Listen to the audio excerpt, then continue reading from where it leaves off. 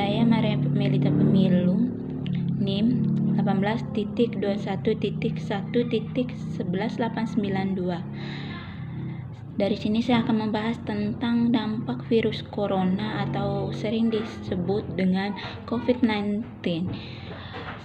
Dampak terhadap penanaman modal asing.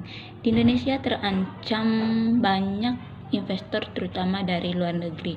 Hal ini akan mempengaruhi target pertumbuhan dalam negeri target pertumbuhan penanaman modal asing termasuk untuk sektor properti. Para investor bukan dalam bentuk pembatalan realisasi investasi, melainkan hanya penundaan. Jadi memang yang terjadi adalah nanti sepenuhnya penurunan tapi penahanan realisasi investasi. Bukan karena investornya tidak ingin, mereka tetap berminat tapi semua menunggu keadaan kembali normal. Meskipun ada bantuan conference call seperti yang banyak diterapkan di kondisi sekarang ini, tetapi tak semua investor ingin membuat keputusan investasi tanpa tatap muka.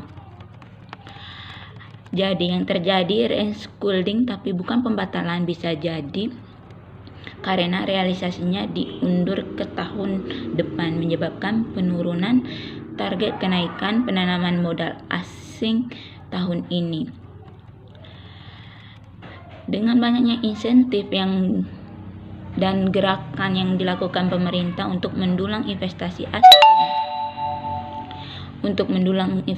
asing akan membuat penanaman modal tahun ini tumbuh hingga 20%. Angka tersebut tumbuh cukup tinggi jika dibandingkan realisasi penanaman modal asing pada tahun 2019. Di sektor properti pada tahun lalu penanaman modal asing di sektor gejolak politik pada perekonomian global.